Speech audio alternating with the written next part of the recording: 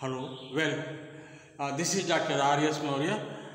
Good morning, guys. Again, we have subject verb agreement, and today we will discuss 5 points in subject verb agreement. तो हमने आपको बताया था कि subject verb agreement में इस चीज़ को देखा जाता है कि जैसा सब्जेक्ट होता है वैसा वर्ब बिहेव करता है और दोनों में तारतम्य होता है, एग्रीमेंट होता है, समझौता होता है, उसी को सिंटैक्स या हम सब्जेक्ट वर्ब एग्रीमेंट कहते हैं।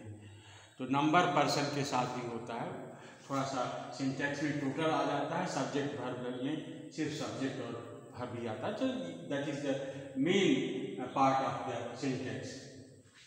अब देखते हैं कि पहला जो पॉइंट ये इसके बारे में कहा, अगर इट से शुरू होने वाला कोई सेंटेंस के बाद इज आना ही है और वाज आना है और सिंगुलर आना है।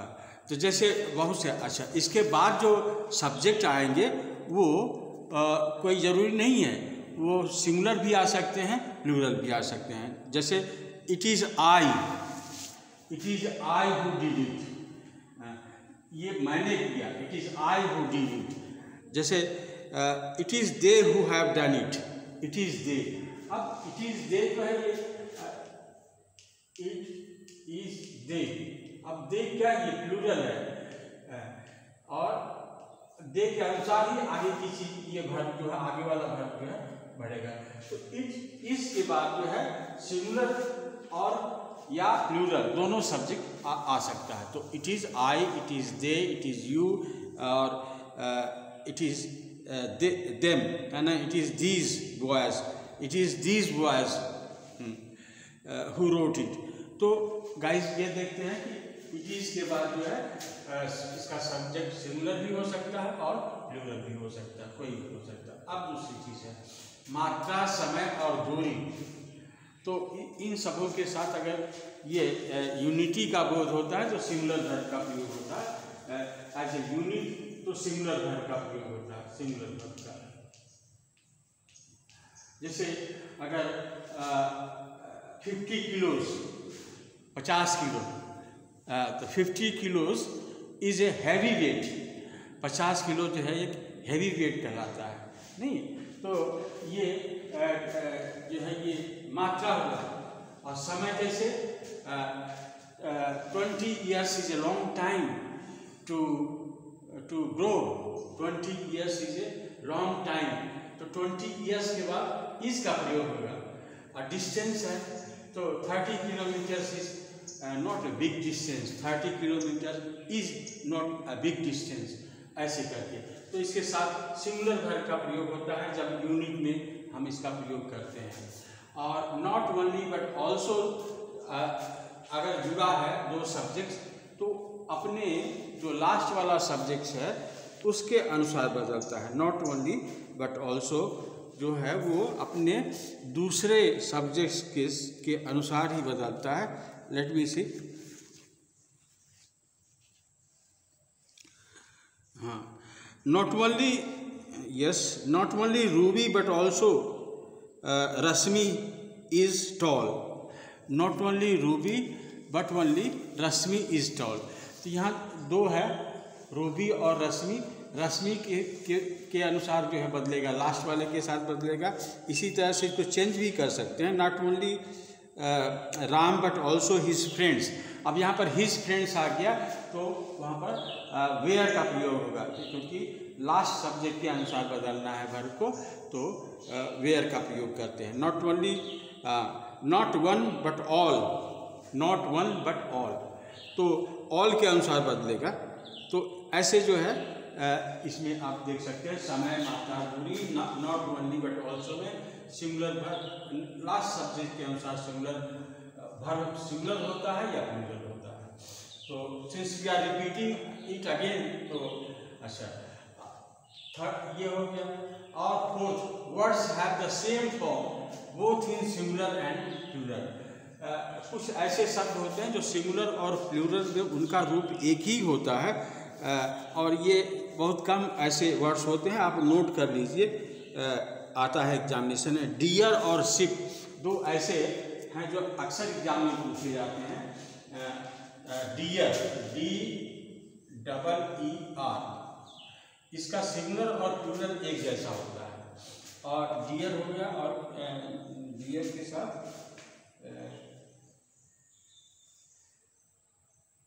शिप, हाँ,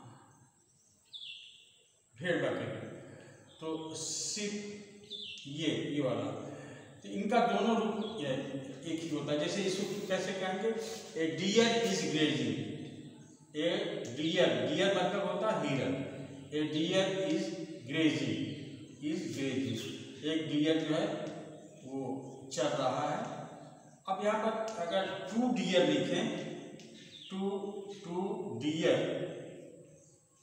तो यस लगाना यहाँ पर गलती होगा, इसको ऐसे ही रहने देना चाहिए। और लेकिन वर्ब बदल जाएगा, आर ग्रेजिंग, यहाँ पर होगा आर ग्रेजिंग। तो डियर में यस नहीं लगता, शिप में यस नहीं लगता, और उसके साथ प्लूरल और सिंगुलर दोनों वर्ब लगता है। तो ये एग्जामिनेशन की बहुत इंपॉर्टेंट चीज़ है, आप इसको ध्यान में रखिएगा। और एक और वर्ड है एयरक्राफ्ट,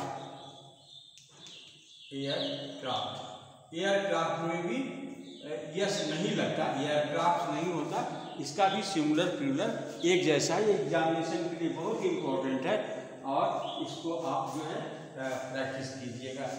और एक होता है नाउन ऑफ मल्टीट्यूड, इसको हमने बताया, नाउन ऑफ मल्टीट्यूड, जूरी भी आता है इसमें, जूरी, और पब्लिक, असेंबली, ऑडियंस, जूरी, और पार्लियामेंट, गवर्नमेंट, पार्लियामेंट आता, गवर्नमेंट आता, गवर्नमेंट, क्राउड से गवर्नमेंट।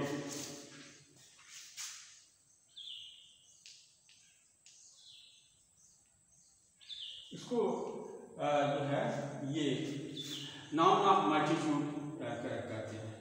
जैसे एक फैमिली है, तो फैमिली में इज और आर दोनों का प्रयोग होता है। जब इससे ग्रुप का बोध होता है, तो जैसे my family is very old, in this village my family is very old, तो फैमिली के साथ इज का प्रयोग हुआ। अगर हम कहें कि my family are early risers, my family are early risers, तो यहाँ पर जो है परिवार का बोध न हो करके परिवार के सदस्यों का बोध होता है, तो प्लूरल वर्ब का प्रयोग होता है। नहीं, my family are early risers, तो मेरे परिवार के सदस्य जो है वो सुबह उठने वाले हैं, तो इसमें जो है प्लूरल का प्रयोग होगा।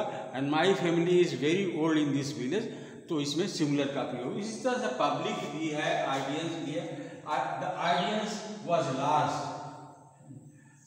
ऑडियंस जो है वो बहुत ज़्यादा थी, संख्या में बहुत ज़्यादा थी।